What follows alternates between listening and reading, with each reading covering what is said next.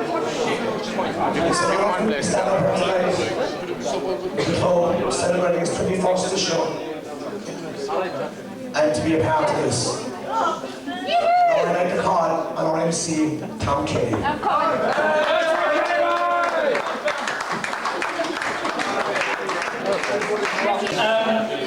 Just to add a few words there to what Dominic said. It's a great night for everybody involved in Ballintotas. I think the lads put me down as being a past player at the moment down there on the right. Bit upsetting. Ballintotas, as you all probably well know, is a very unique club.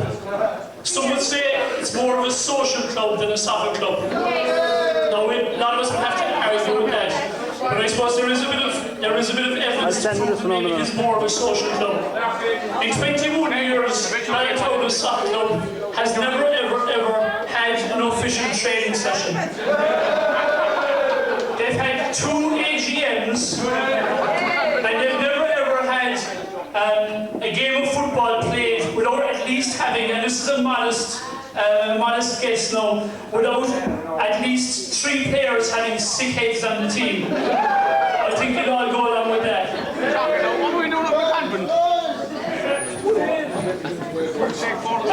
The club was founded in 1981. It all began in modest surroundings with the local lads in Ballintotas, Jerry Smith and the boys running around in short pants kicking a football. Somebody said it was kicking a sheep's liver or something, Johnny, but it wasn't as far back as that, I'm sure. It's a pig's liver. It's a ladder.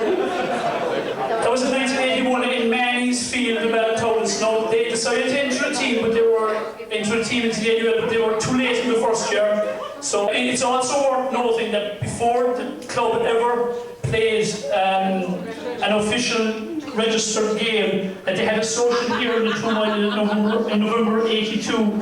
So again, we were more into the social thing than official football. The first officers of the club were there in front of you. We had the chairman was Jim Murphy, vice chairman John Carr, secretary Gerard Scully, treasurer John McCarthy, and the selectors were Jim Murphy and John Carr. Speak to Ken, he's my solicitor.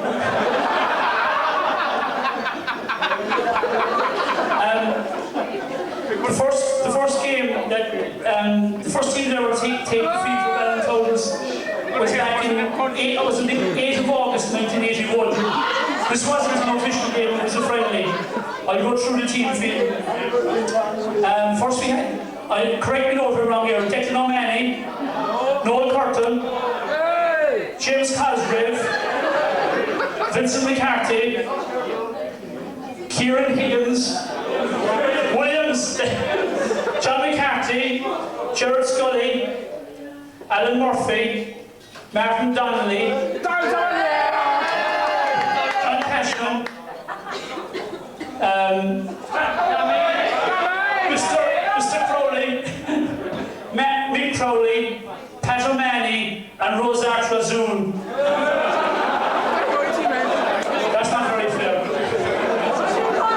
Moving on, the first official game that the club played was in the cerulean surroundings of Floor Lodge, once the spiritual home of soccer in Cork, before fellas like Jerry Smith and the gang in Midleton got hold of it.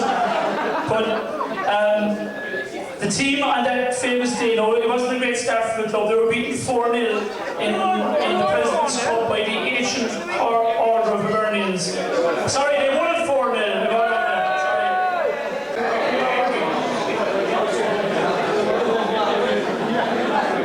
Oh yeah, just one more thing to mention about this. And in goals on that day, I think, is Willie Cotter. Is that right? Who's with us here tonight? Now, interesting point here. Sean Carr was an old boy at Willie Cotter's wedding. And there again, and now Willie's son Coleman has secured the right foot or the left foot back position of Ballintotas, and he's now still playing with Sean Carr. So it's an interesting story.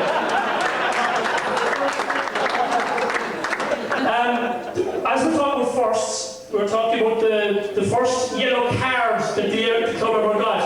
Now, the first referee for first of all, to give the club a yellow card was a referee called Dan O'Sullivan from Mayfield in Cork. Now, unfortunately, Daniel has passed away and has moved on to the great soccer pitch in the sky. But we spoke to his wife, and what she had kept as a memento of her husband was his yellow and his red card.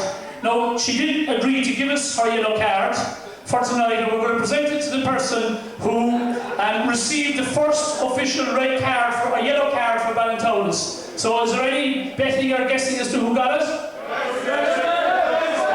All I will say is, step forward, Jerry Smith.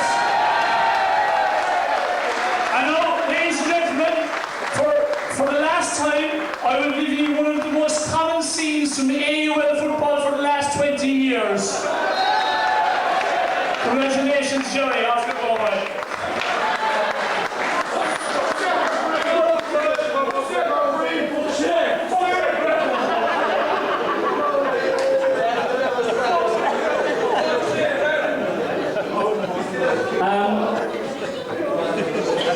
The 1983-84 season was another person goals. It was also an unfortunate time in the club in that, like any good Irish organisation, one of the main things to happen in any good organisation is, of course, what?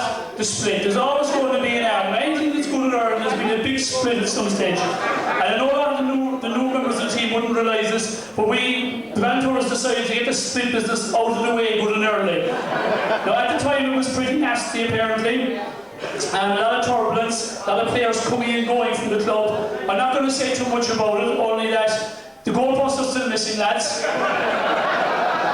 Lockadera Lake has been dredged. It's not in Lockadera Lake. If somebody has the goalposts, we'd like to get them back. It'd be great for a bit of training and all that.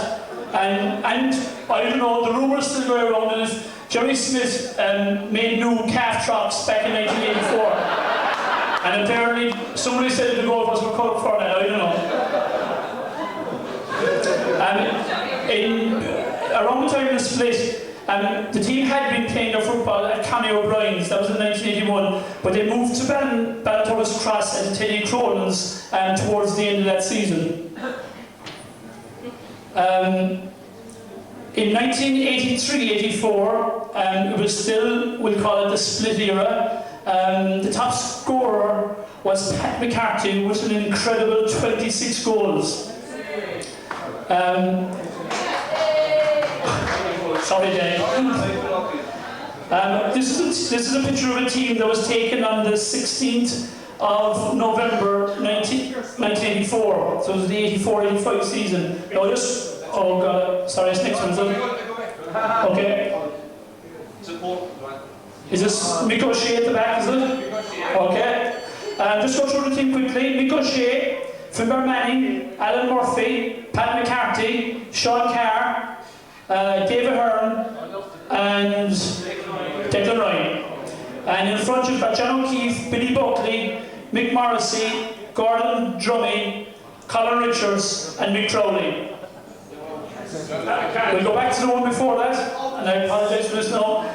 Just to go through these players again quickly, it's Sean Carr, Sean Motherway, John McCarthy, Richard Irwin, Willie Cotter, Ger Scully, Ger Cody, Vincent McCarthy, David Hearn, Kieran Higgins, Alan Murphy, and Declan Ryan. So moving on, we went to the 1984-85 season. Now, 1984-85, Ballintotas decided that the way forward had to be a good youth policy. So a lot of money was pumped into this, and this is one of our teams that played, which I think is pretty dodgy, a soccer marathon in the convent.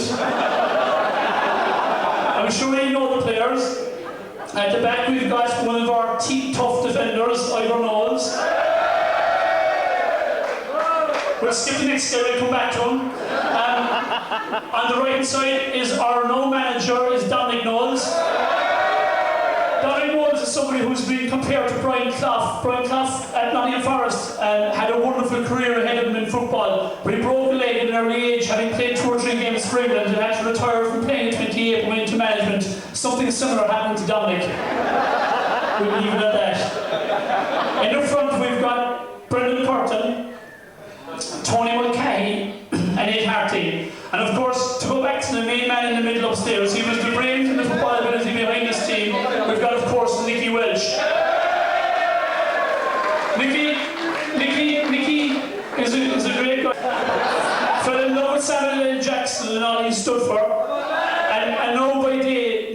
Nicky is a farmer tending his flock outside in Kilbree, but by night he turns into a hoodlum from New York. That's all I can say. Moving on. We've also got another picture of a youth team. I'll just run through the people again. We've got Danny Knowles, Dave Burke, Dave Crowley, Ted Shanahan, Paul Cosgrave. Bit short there, Paul. Very short, Paul. And Jim Hennessy. And in front we've got the bowler Nick Welch again, and it's worth pointing out that he's wearing a Liverpool jersey. Definitely worth pointing out. We've got Declan Crowley, Dickie Crowley, Ivor Knowles, Sonny Shanahan, without the belly, Tony Mulcahy, Conor O'Brien, Richard Burke.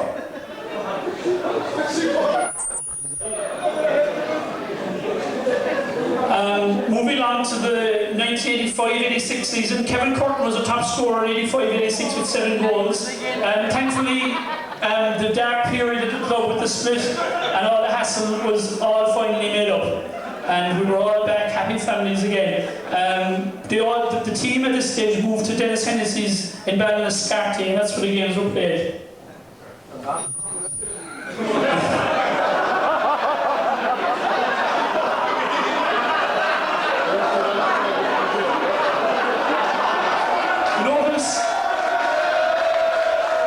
Please notice the hair.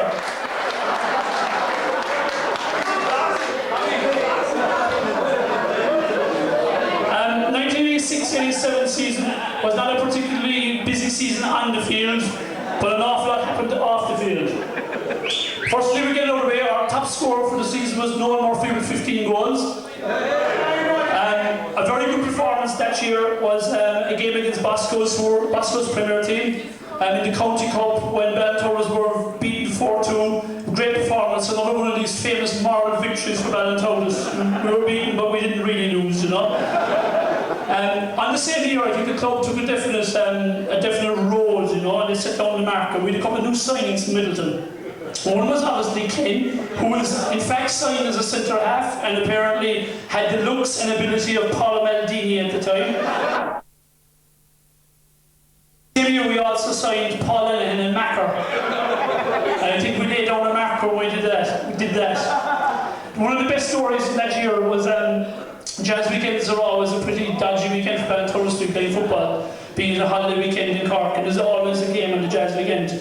But on this particular jazz weekend, the lads were playing a cup game in Glenville, outside somewhere off the Mallow Road.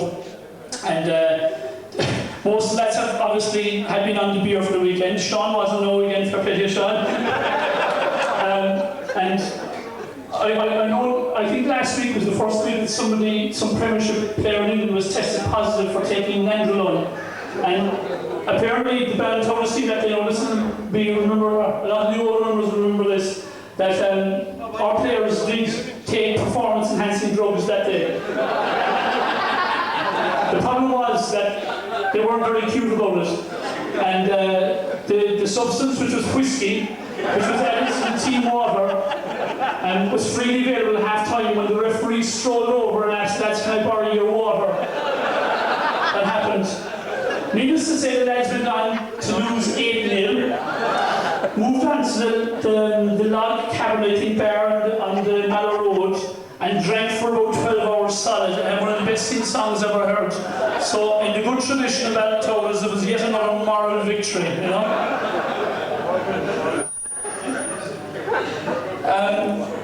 87, we can move on from 87 to 93, where there wasn't a whole pile happened. The club moved around, the home ground moved from Dennis Hennessy's into Waterrock, and from Waterrock we moved out to Nicholas Ahern's, which has become the spiritual home now of Ballintotas Football Club. I know Nicholas is here tonight, and thanks Nicholas for giving us the break with the field back then. It meant an awful lot.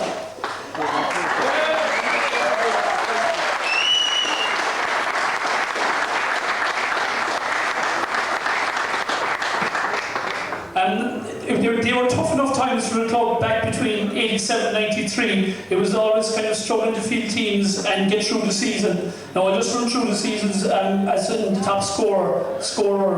In 1987, Noel Murphy was the top scorer with 8 goals. In 1988, Christian Wright was the top scorer with 8 goals and 8 went for the club. Sean Carr finished top scorer. No, that's why it wasn't. That's not the reason there was such a low point for the club. But it was a poor season, and there was a particular low point when the club probably came to its closest point to ever breaking up. And that was after, and some obviously people here were playing it, was a 6-0 defeat to Evergreen when it was only 10 players. And apparently it was really on the brink that whether the lads would continue or not. But at the end of that season, things picked up a bit. In that the annual 5-a-side tournament in Midleton, and Ballintotas entered the team, and the lads went on and actually won the 5-a-side tournament, which was the first and only bit of silverware the club has ever won. Fair enough.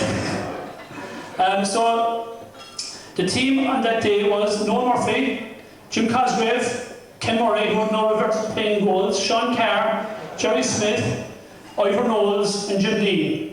Now, I know it says 7-a-side, it was actually 5-a-side, and that was the team that won it. Now, the winning prize was 500 quid, and a lot of debate went into it. What should we do with the 500 quid? Some people said that we should build a training campus for young players and take them out of school and put them straight in there. More people said we should just invest in floodlights or something like that. Somebody else said, what was the other thing? We should pay players. Yeah, but at the end of the day, of course, in the good traditions, we drank it. It lasted 2 hours in Maloney's bar down in Midleton, and Conor Murray left his mark the same night. We'll leave it at that. Donovan's, sorry, Donovan's. Yeah, and at the end of that season, in a note that I got from Jerry Smith, he said that we brought in some new players, and Fergal Bernard was instrumental in bringing in a new regime into the club and certain players to fit it. We were into fitness. It was the time in England when Arsene Wenger and these guys were coming in from the continent with all their new ideas on training and preparation. So we brought in a few guys who lived this. They ate well, they drink well, they slept before matches, they got the right amount of rest. And players like Eamon Murphy is a living memento of this new phase of the club moved into, of healthy eating, healthy living, and taking the whole thing seriously. Eamon Murphy, a model professional.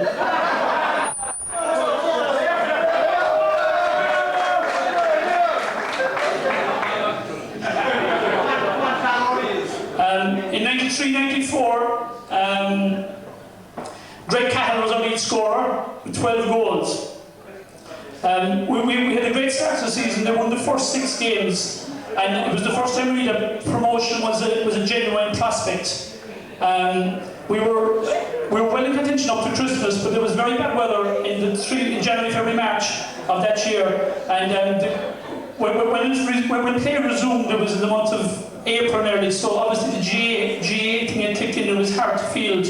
But the whole thing came down to the third last game of the season. We were still in contention, even though there was a struggle to field at times. And the game that really finished it for us in promotion at the time was a 5-0 thrashing by Ballintotas United above in Cork. And the whole problem here apparently was that Macker, I don't think he's here, is he? Is he? Macker's stag was actually on the night before this game. In the good tradition of Ballintotas, there was certainly no staying at home and waiting for it to happen. So that was 1994. Great. It was also near at Churchville came to be, and there was a couple of Titanic games against them that year, and Churchville eventually got promoted. Just to go through the team, with Kevin Fitz, Jer Cott, Sean Carr, Edzer Cleary, Macker, Roy Daly, Ivor Knowles, Paul Duggan, Cashy was signed the season before as an attacking, overlapping, speedy fullback. Never saw it, Cashy, never saw it. His career was cut short by a horrific injury 4 years ago at Ballintotas. He would have went on to be one of the greats. Kevin Barry and Kieran Driscoll finished the line-up. Right, moving on. The 1994-95 season, Conor Murray was the kind of season that not much happened. We just kind of stayed around his table. And Conor Murray was the lead scorer with 9 goals. I'll just run through the team quickly. You were Brian Curtin, myself, Conor Murray, Ivor Knowles, Sean Carr, Nicky Welsh, Lynn Power, Morris Hadnett, Colin Murphy, Jim Dean, Jerry Smith, Spike from Killa, and David Ginnell. That's not true. Imagine. But it was also the year that Midleton Celtic were formed, giving us another new local team to have a pot off of. They cleaned out a couple of players from us as well. The same season, we finished third in the league, which was one of our best finishes ever. Midleton Celtic got promoted the same season, and fair play to them. But Midleton had won the league in the final game of the season. Ballintotas played Midleton Celtic at home in Midleton Celtic's home and beat them 1-0, with Jerry Smith scoring the winner goal. 96-97 season, we realised home Conor Murray is first when he scored 11 goals in that season. I forgot to name that team today. Right, go back to it. Sean Carr, Graham Ahern, is it? Hennessy, sorry, Graham. Macker, Jim Cosgrave, Conor Murray, Ivor Knowles, Noel Curtin, Vinnie Cash, Alan O'Leary, Jim Dean, and Johnny Smith.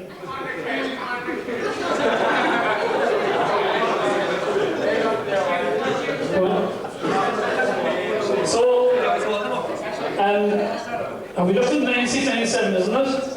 Yeah, and Conor Murray with his 11 goals. Now, it was also a very important year for the club in that, for the first time ever, we went outside the district to sign a player. We went abroad, we went for a player who came with a huge reputation as being a lead scorer with a club that were synonymous with good football, and they were the D team in West Waterford. We signed Shearer from Brightview.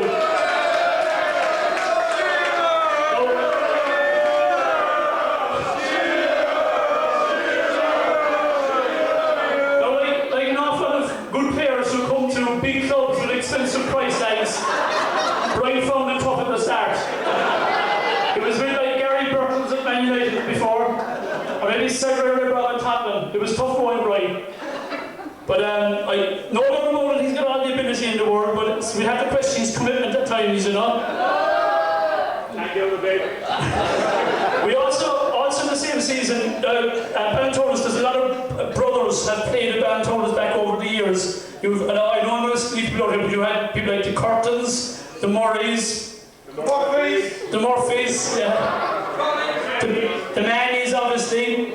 But in 1996-97, we had 2 sets of brothers who joined the club, and in fairness, they've been, I won't say a backbone, but they've been pretty close to it for the last 5 or 6 years. They were 2 sets of brothers who came with very contrasting backgrounds with their approach to football. We had the O'Briens, the 2 O'Briens, and we had the 3 Barrys. Now, to describe it, the Barrys were coming kind of from a little house in the prairie approach to football. And I don't mind you saying that, in that you had the rosary, went to bed and got up in the morning and played football. The O'Briens came more from a Miami Vice type approach to football. Flashy cars, flashy clothes, and fast women. It's interesting to know that you all brought your own bits to the club. Davey, I must say, in fairness to you, you've definitely improved the dress sense within the club. Definitely the trendiest mechanic in town, no doubt about that. Willie, or the man Enos, is better known, of course. I couldn't leave tonight go without mentioning it, that I think anybody who's played with him will realise that Willie is the man with the biggest, most powerful. He's not afraid to show it off. Be it inside the pub, on the soccer field, in a nightclub. The man has got the biggest and most powerful burp that you're ever going to hear in your life. And I'm sure you'll all vouch for that. No fair play to them. I'm not going to forget your Brian's either. They might have started out as being a bit innocent, like, but after the latest trip to San Francisco, I believe that that's all put on the back burner. Moved into the manager seat. One other thing that happened that year, and it was pretty big, was the big fight that went down. This wasn't so much the split, it was a clash of personalities. We were playing above in 4 Battalion's ground, it's the army. And there was, just to go through quickly, Ken Murray was in goals, obviously Jerry Smith was the usual sweeper.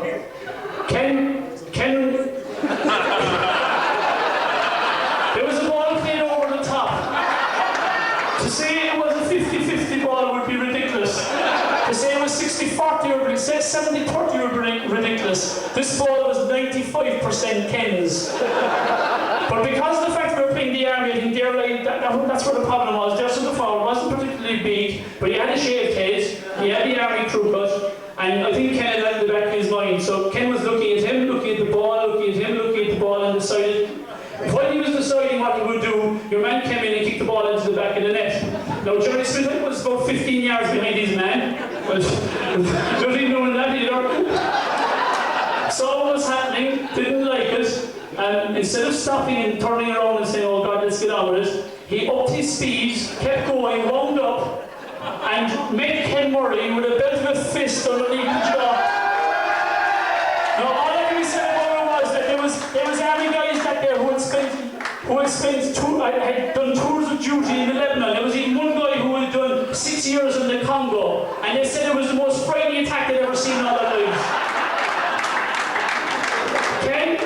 Ken got up from it, threw his gloves on the ground, walked over to the bench, got his car keys, and came out with the famous quote that maybe we could build this night around. Just said, thanks for the memories, lads.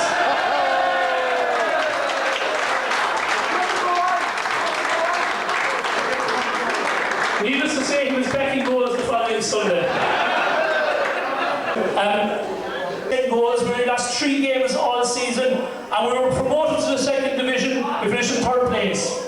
And the team was probably the reason that we did go up. We brought in a little bit of brains. We had Mick Tobin, Sean Carr, myself, Kevin Barry, Conor Murray, Pat Scanlon, Morris Hamlet, Martin Curtin, Denny Cash, Jim Dean, and Jerry Smith.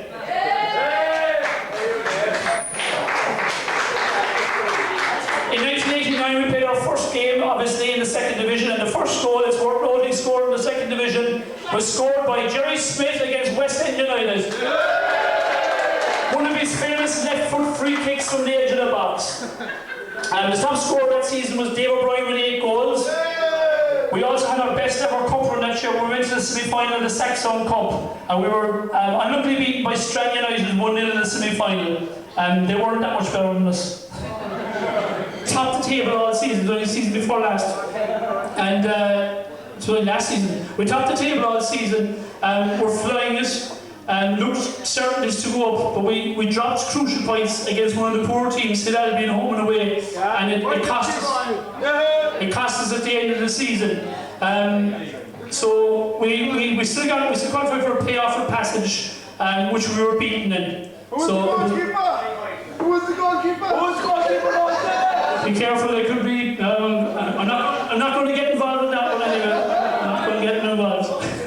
Who let the ball go between his legs? Our 2 goalkeepers were on international duty in Japan at the time, and the defence was shocking. In this season so far, Willie O'Brien is, after starting brilliantly, he's got 9 goals already. We've only played a handful of games. We're in the quarter-final of the Saxon Cup. Supposed to be played today, was called off because of bad weather. So things are moving along nicely. Just to finish up now, obviously tonight is the night for naming names or mentioning people because it's dangerous. You don't want to insult anybody. But I don't think anybody here will be upset with me if I mentioned Ken. His contribution has been huge. There's 2 or 3 other people who have to come into it as well. Danny Knowles is another man who never lets us down. He's there every week. And with his own humour and taking the mickey, a lot of problems are sorted out by Danny just coming in and putting his foot in it, and that sorts the problem. All right, Don? So thanks very much, Dominic. No, I don't. He's like, all you know, anything he ever does is 100%. And his dedication to Ballintotas both as a player and as an official have been absolutely amazing over the years. He's been there since day one. He's been involved in the thing about Jerry is that we've all probably fallen out with Jerry for some couple of hours or maybe longer while we're playing Ballintotas. We all have. But the reason always is, and in the majority of cases, the team played, and who would be in the team today had we played today?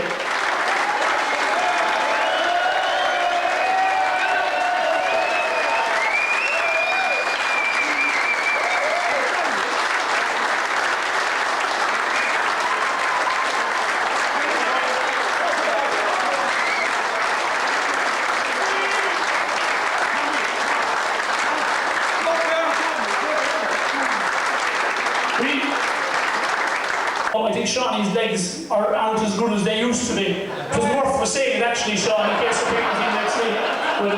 But I might even agree with you, I didn't think you were going as well. But you turned in a performance last week against Mallow, which is the last game that this club has played, which was just unbelievable. You were the best player in the field by a mile, probably the oldest player by a mile as well, but you were the best player by a mile, and it was amazing. You know, you were there the very first day that the club played in Waterrock and in Flower Lodge, and you're still there every week. And as everybody here knows, nobody has ever heard Sean giving grief, abuse. But if they're either playing anyway, and the other players, and he's definitely the biggest gentleman I've ever played with. But at this stage, I'm going to hand over to Jerry Smith. I might be done, and I think he wants to say a few more words to Sean as well. Thank you. Ladies and gentlemen, on behalf of Ballintotas Soccer Club, I'd like to give a presentation here to a man who Tom has just spoken about there, a man who's given tremendous service over the years. He's 21 years at it, and he said to my small field there a few weeks ago, he reckons he'd be still playing when my small field be up to that age. So hopefully he will. Ladies and gentlemen, I'd like to present on behalf of Ballintotas Club this trophy. Could we call up Sean Clark, please?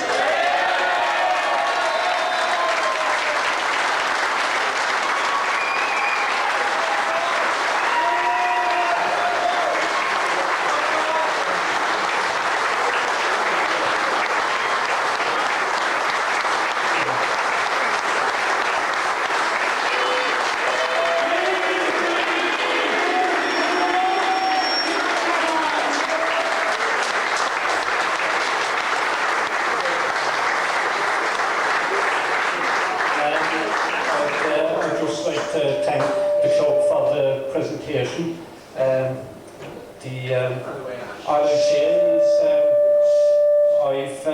I've got more enjoyment out of the club than than any effort I've put in. So it was totally uncalled for. And it's okay.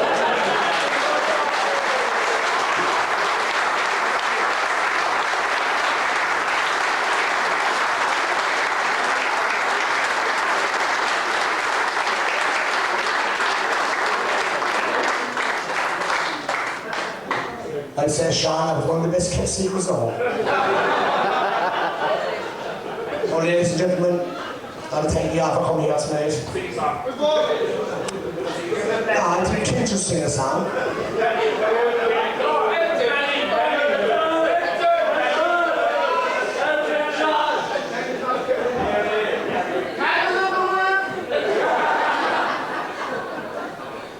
Again, we want to thank the committee that helped organise this, fair play to them, and everybody that came tonight.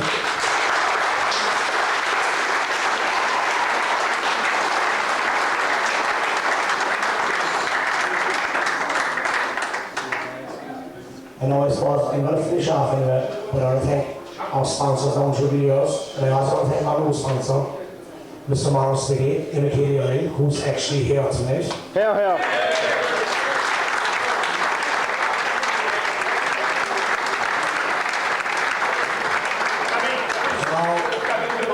I want to call him Willie Cotter and Corbin Cotter to blow the candles out on our 21st anniversary cake.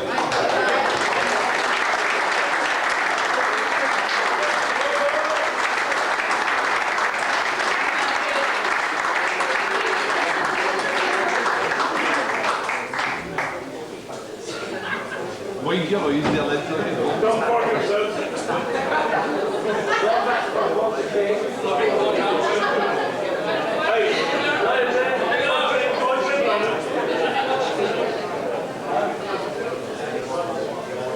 Will he make a wish?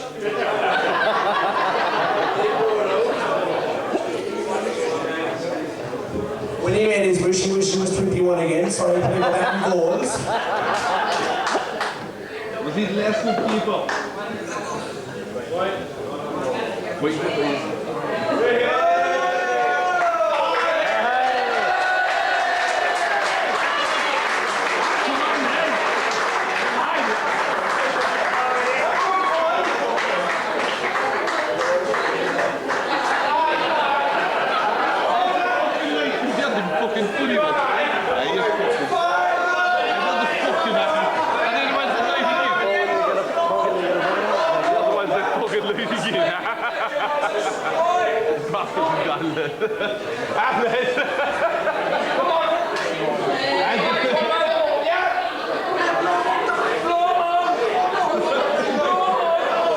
Get a fire extinguisher.